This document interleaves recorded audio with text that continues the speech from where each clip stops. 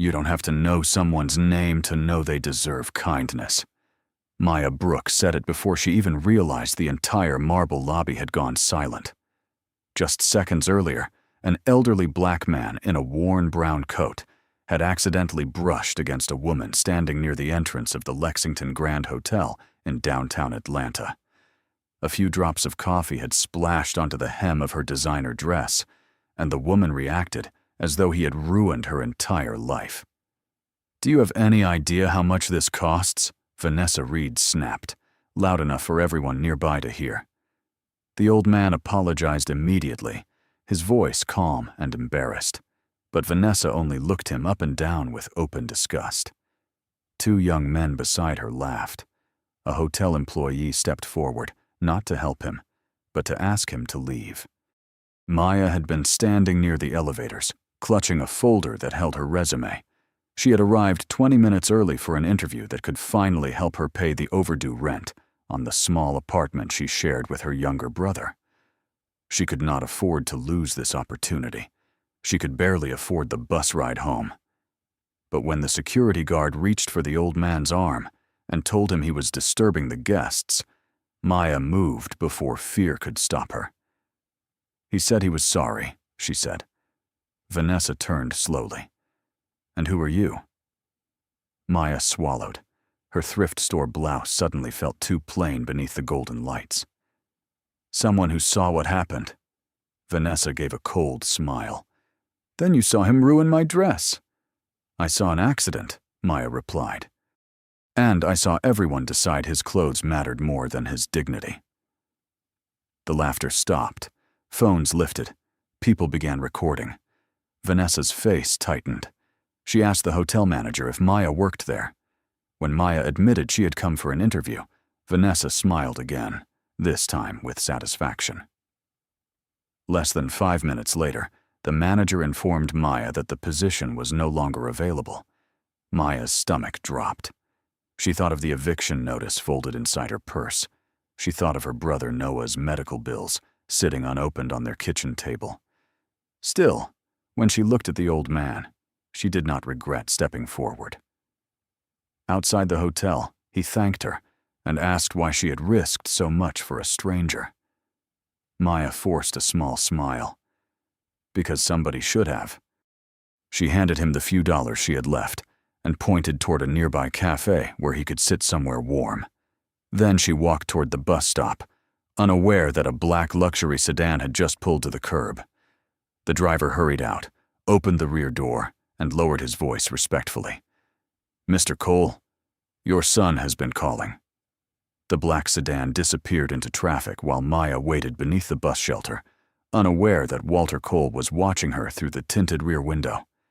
Inside the car, his driver, Samuel, handed him a phone that had been ringing for several minutes. Walter glanced at the name on the screen, but did not answer. Instead, he looked back toward Maya until the bus arrived and carried her away. Across town, Maya climbed 3 flights of stairs to the small apartment she shared with her younger brother, Noah. The hallway smelled of old paint and reheated food, and another notice had been taped to their door. Final warning: 72 hours to pay the overdue rent. Maya folded the paper quickly before stepping inside. Noah was asleep on the couch beneath a thin blanket, his school books open on the floor beside him. At 16, he tried to pretend his heart condition did not frighten him, but Maya noticed every tired breath and every hand pressed against his chest. She set down her purse and forced warmth into her voice. Noah opened his eyes and asked how the interview went. Maya smiled. She told him the hotel had chosen someone with more experience. She did not mention Vanessa, the cameras, or the manager who had dismissed her without listening. Noah tried to sit up, but his face suddenly tightened. Maya crossed the room in seconds and helped him breathe slowly until the pain passed. Later that evening, she opened the refrigerator and found half a carton of milk, 2 eggs, and a jar of mustard. She cooked the eggs for Noah and claimed she had eaten at the hotel. Her stomach ached, but she kept smiling until he finished. Several miles away, Walter sat in the study of his Buckhead estate, still wearing the same worn coat. On the desk before him rested a small paper bag from the cafe. Inside were the crackers and medicine Maya had purchased with the last of her money after the hotel incident. Samuel had followed her at Walter's request and returned with troubling news. Maya had lost the interview. Her rent was overdue. Her brother needed surgery that could cost more than she earned in years. Walter's expression darkened, not with pity, but with determination. He had spent decades surrounded by people who offered kindness only after learning his name. Maya had defended him while believing he was powerless. He finally answered his son's call. Ethan Cole spoke with the controlled impatience of a man accustomed to immediate responses. Walter listened, then said he had found someone for the community health initiative. Ethan objected. The program already had qualified candidates. Walter looked at Maya's resume, which Samuel had quietly retrieved from the hotel manager. Then he said, "This one is different." The following morning, Maya woke to Noah calling her name. He stood near the kitchen table, holding a cream-colored envelope that had been pushed beneath their door. Inside was an invitation to interview at Cole Meridian Group, one of the largest companies in Atlanta. Maya stared at the signature at the bottom. Walter Cole. She remembered the elderly man, the quiet gratitude in his eyes, and the luxury car waiting outside the hotel. For the first time, she understood that he had never needed her money. What she still did not know was that Walter had just placed her directly in the path of his billionaire son. Maya read the invitation 3 times, certain there had been a mistake. Cole Meridian Group occupied a 40-story glass tower in downtown Atlanta, and people with polished degrees waited years for a chance to work there. Maya had a community college certificate, a worn resume, and less than $10 in her checking account. Still, Noah looked at her with more hope than she had seen in months. He told her that opportunities did not usually slide beneath apartment doors. 2 days later, Maya stood outside the tower, wearing the same navy blue blouse she had worn to the hotel. She had carefully repaired a loose seam and borrowed a simple black skirt from their neighbor. The lobby was brighter than some museums, with marble floors, silver elevators, and employees moving as though every second carried a price. At the reception desk, Maya gave her name. The woman behind the counter checked the schedule twice before handing her a visitor badge. Maya had barely entered the elevator when a tall man in a dark suit stepped inside. He was black, sharply dressed, and completely absorbed in the messages on his phone. When the doors began to close, Maya noticed an older custodian pushing a supply cart toward them. She quickly held the elevator. The man beside her looked up, clearly impatient, but said nothing. The custodian thanked Maya and stepped inside.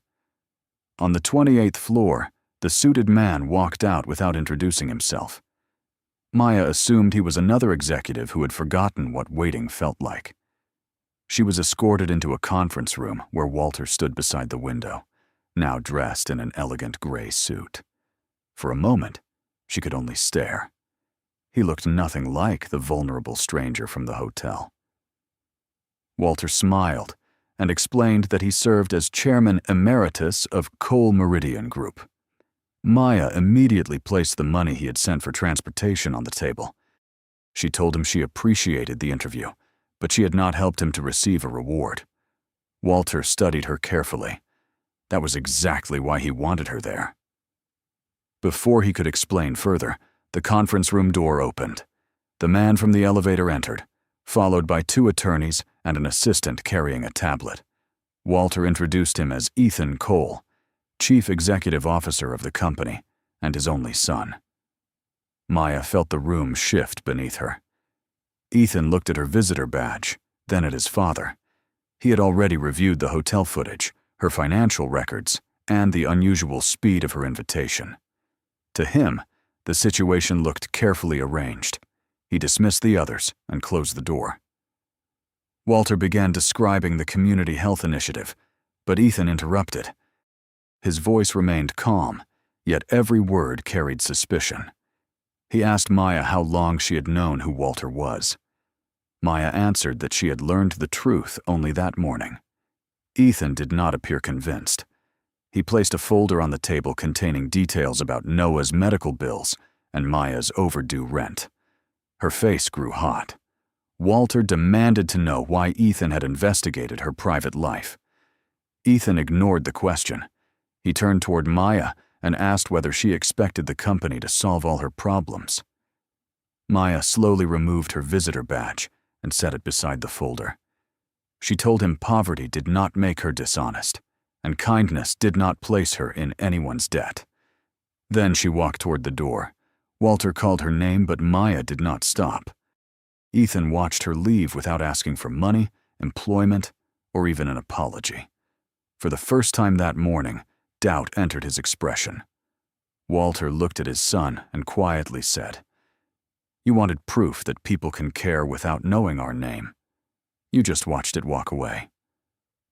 Maya had nearly reached the elevator when Walter caught up with her. He did not defend Ethan or ask her to overlook what had happened. He simply apologized. That stopped her. Powerful people rarely apologized without conditions. Walter admitted that Ethan had spent years surrounded by people who saw his wealth before they saw him. But he also said, pain did not excuse cruelty. Maya looked back through the glass wall of the conference room. Ethan stood alone beside the table, staring at the visitor badge she had left behind. Walter offered her the position again, this time with a written contract, a fixed salary, and full authority to leave if anyone questioned her dignity. Maya hesitated. Then her phone rang. Noah's doctor explained that his latest test results were worse than expected. The surgery could not be delayed much longer. Maya closed her eyes. Pride would not pay the hospital deposit, but she refused to accept charity. She returned to the conference room and told Ethan she would take the job for 30 days. Nothing more. Ethan agreed, though his expression revealed nothing. Her first assignment was to review Cole Meridian's community health program, which had received millions of dollars, but helped fewer families each month. Ethan expected her to study reports from a comfortable office. Maya asked to visit the neighborhoods listed in those reports. That afternoon, she rode with him to a clinic on the south side of Atlanta. The building was supposed to be fully supplied, yet half the rooms were empty. Several computers did not work, and families had been waiting for hours. Maya spoke with nurses, parents, and patients. Ethan remained near the entrance, watching as people trusted her within minutes. She did not promise miracles. She listened. One mother quietly explained that the clinic had started charging fees that were supposed to be covered by the company. Maya asked to see the payment records. The manager refused and claimed the documents were confidential. Ethan stepped forward, and the man's confidence vanished when he recognized the chief executive officer. The records revealed charges for equipment that had never arrived. On the drive back, Ethan asked how Maya had noticed what his auditors had missed. She told him the answer was simple. His auditors read numbers. She had listened to hungry people explain what those numbers meant. For the first time, Ethan looked at her without suspicion. The silence between them changed. It was no longer cold. It was curious. Back at headquarters, Maya found an anonymous envelope on her desk. Inside was a photograph taken outside the hotel. It showed her giving money to Walter. Written across the bottom were 6 words. "Stay away from the Cole family." Maya looked toward the glass offices across the floor. Vanessa Reed had just arrived, smiling as she slipped her arm through Ethan's. Then Vanessa saw Maya holding the photograph, and her smile deepened. Vanessa crossed the office with the confidence of someone who believed every room belonged to her. She greeted Ethan warmly, then turned to Maya as though they had never met. The performance was flawless. Maya folded the photograph and slipped it into her purse. She would not give Vanessa the satisfaction of seeing fear.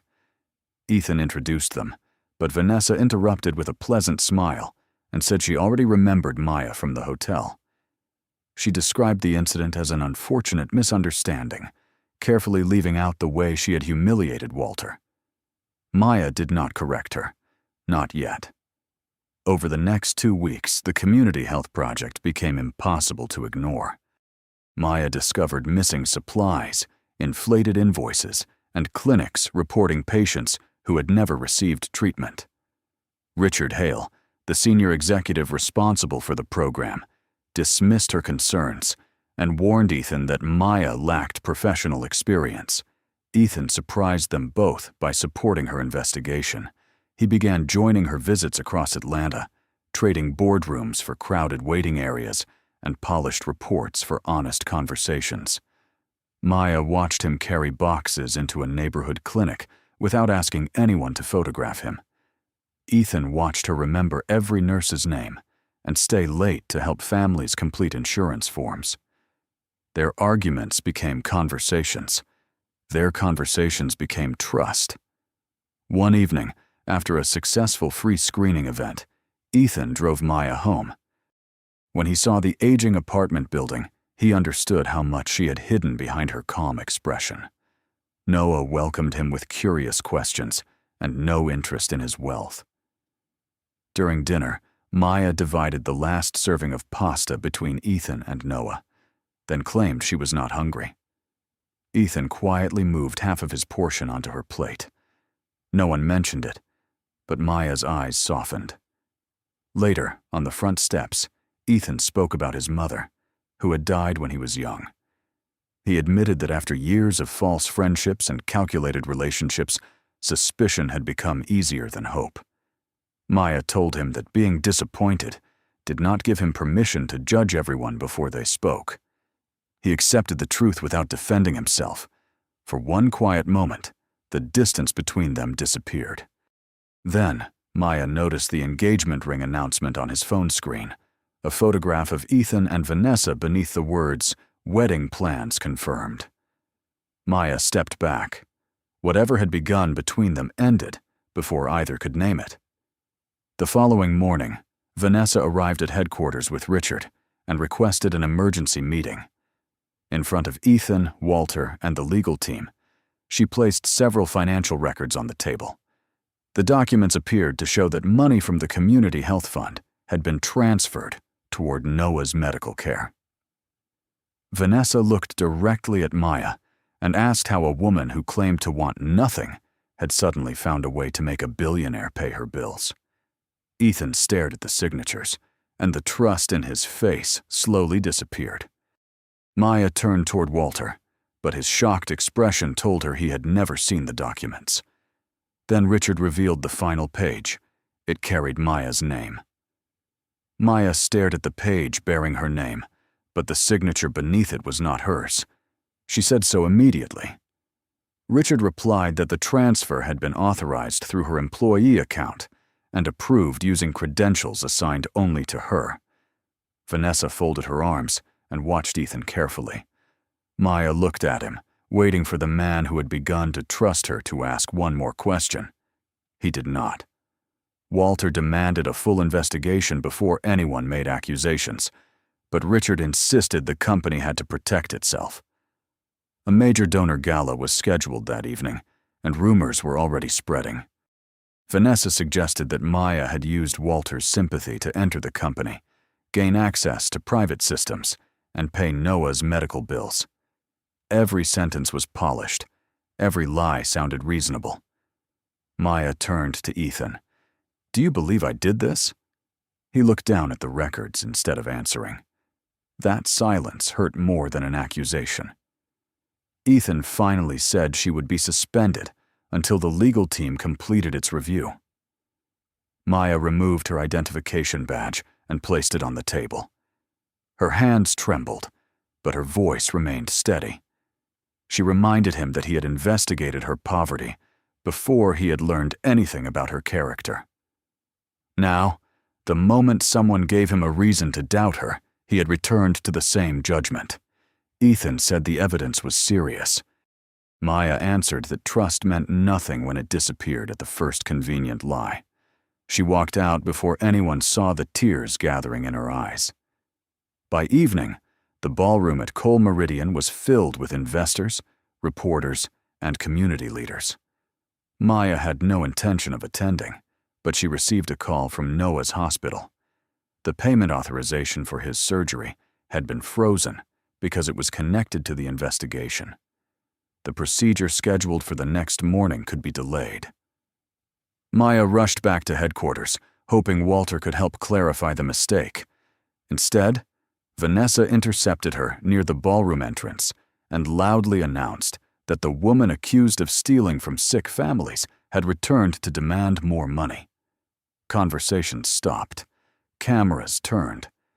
Richard displayed the financial records on a large screen, presenting Maya as the architect of the missing funds. Ethan stood near the stage, pale and silent. Maya explained that the signature was false and the transfer had never reached her account, but the crowd had already chosen its story.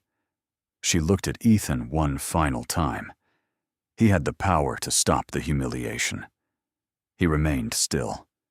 Maya placed the folder containing her investigation on a nearby table and said the real theft was hidden inside the clinic invoices she had uncovered. Then she walked toward the exit. Before she reached the doors, Walter's voice filled the ballroom. He had risen from his seat, holding a small remote control. The screen behind Richard went dark. Walter looked directly at Vanessa and said the money used for Noah's care had come from his private account. Then a video from the hotel lobby appeared, showing everyone exactly who Vanessa Reed had been when she believed the elderly man had no power. The ballroom fell silent as the video played across the screen. Vanessa's voice echoed through the room, cold and unmistakable, while the image showed her mocking Walter and ordering hotel staff to remove him.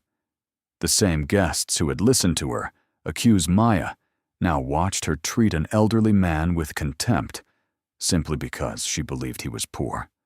Vanessa turned toward Ethan and claimed the video had been taken out of context. Walter did not respond. He pressed another button. A second file appeared, showing Richard entering the finance system after business hours and using an administrator account to access Maya's employee profile. Then came the transfer logs, the altered signatures, and a chain of private messages between Richard and Vanessa.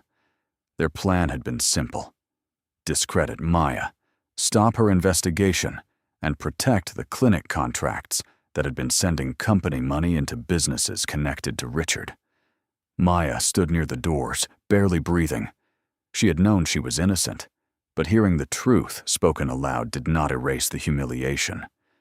Ethan looked at Vanessa as if he were seeing a stranger. She insisted that everything had been done to protect their future and the merger between their families. She reminded him that billions of dollars depended on their wedding. Richard added that exposing the scheme publicly would damage the company, frighten investors, and destroy years of expansion. Walter looked at his son and said nothing. He did not need to. The entire room waited for Ethan to choose. For years, Ethan had believed control was the same as strength. He had protected contracts, reputation, and power because those things never asked him to trust. Now the woman he claimed to care about stood accused of cruelty and fraud, while the woman who had asked for nothing had been abandoned by his silence. Ethan walked onto the stage and took the microphone. His voice was steady.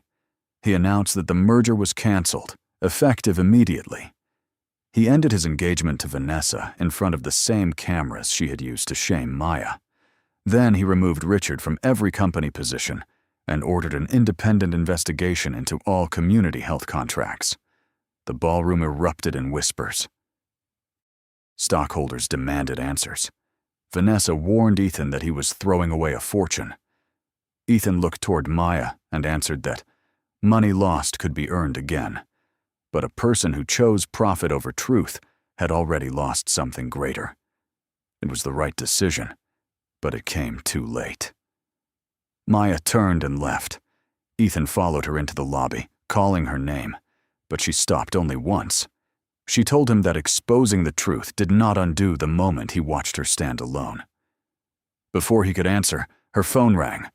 The hospital was moving Noah into surgery, but complications had made the procedure more urgent than expected. Maya ran toward the exit. Ethan asked to come with her. She looked at him through tear-filled eyes and said, "You made your choice when I needed you." Then the elevator doors closed between them. Maya reached the hospital just as Noah was being prepared for surgery. The bright hallway felt colder than the winter air outside, and every passing minute seemed heavier than the last. A nurse handed her several forms, but Maya could barely focus on the words. She signed where she was told, then sat alone beneath the fluorescent lights with her hands clasped tightly in her lap. Across town, Ethan stood inside the empty ballroom while reporters gathered outside and board members demanded emergency meetings. The canceled merger had already triggered panic among investors. Richard had been escorted from the building, and Vanessa had left through a private exit without speaking to anyone. Walter approached his son and told him that choosing the truth was only the beginning. Ethan asked what else he could do. Walter answered quietly, "Stop trying to fix her pain with power. First, learn how to carry responsibility." The next morning, Cole Meridian shares opened sharply lower. Several directors accused Ethan of acting emotionally and demanded that he step aside while the investigation continued. He accepted a temporary leave from his position as chief executive officer. For the first time in his adult life, Ethan walked out of headquarters without control over the company that carried his name. He went directly to the hospital, but he did not enter Noah's room. He sat in the waiting area nearly 30 feet away from Maya and remained there without asking her to forgive him. Hours passed. Walter arrived with coffee and quietly sat beside his son. Near sunset, the surgeon finally appeared. Noah had made it through the procedure, but recovery would take time. Maya covered her face as relief overwhelmed her. When she looked up, she saw Ethan still waiting. She walked toward him and asked whether the surgery had been paid for with company money. Ethan said no. Walter had used his private funds before the false records appeared, and Ethan had personally guaranteed every remaining medical expense without attaching his name to the arrangement. Maya's expression remained guarded. Ethan apologized, not for being deceived, but for allowing his fear to matter more than her character. He told her that he had expected trust from her while offering none in return. Maya listened, then said an apology could not restore what had been broken. Ethan agreed. He did not ask for another chance. During the weeks that followed, he returned to the hospital quietly. Sometimes he brought Noah books. Sometimes he sat with Walter in the cafeteria. He never brought expensive gifts, photographers, or promises. Meanwhile, Ethan used his personal shares to repay every dollar stolen from the community health program and requested an independent audit of the entire company. When the board resisted, he made the results public. The decision cost him influence, but it restored funding to 6 clinics across Atlanta. One evening, Noah asked Maya why the billionaire kept sitting outside their room, like a man waiting for a bus that might never come. Maya looked through the glass and saw Ethan reading alone, his suit replaced by a simple sweater. For the first time, she wondered whether he was no longer trying to win her back. Perhaps he was finally becoming the man she had believed he could be. She stepped into the hallway.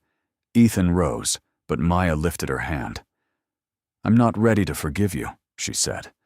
Then, after a long silence, she added, "But you can walk us home tomorrow." The next morning, Ethan arrived without a driver, security team, or luxury car.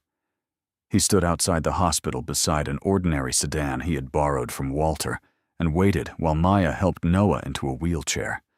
Noah smiled at him and asked whether billionaires knew how to carry bags. Ethan picked up all 3 without complaint. The ride home was quiet at first, but Noah filled the silence with questions about airplanes, business meetings, and whether Ethan had ever eaten instant noodles for dinner. Ethan admitted that he had not. Noah looked genuinely concerned for him. Maya laughed before she could stop herself, and the sound changed something between them. It did not erase the past, but it made the future feel possible. Over the following months, Noah grew stronger. Maya returned to the community health initiative under one condition. She would report to an independent board, not to Ethan. He agreed immediately. With Walter's guidance, she rebuilt the program around the families it was meant to serve. 6 neighborhood clinics reopened with transparent budgets, working equipment, and no hidden fees. Ethan remained away from the chief executive office until the investigation ended. Richard was charged for the financial scheme, while Vanessa lost the merger, her influence, and the carefully protected image she had valued above kindness. Ethan eventually returned to Cole Meridian, but he returned differently. He reduced executive bonuses, created public oversight for charitable spending, and required senior leaders to spend time inside the communities affected by their decisions. He no longer asked employees to trust him because of his title. He earned it through consistency. Maya noticed.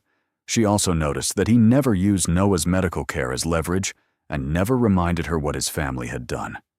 1 year after the hotel incident, the first Cole Brooks Community Health Center opened on the south side of Atlanta.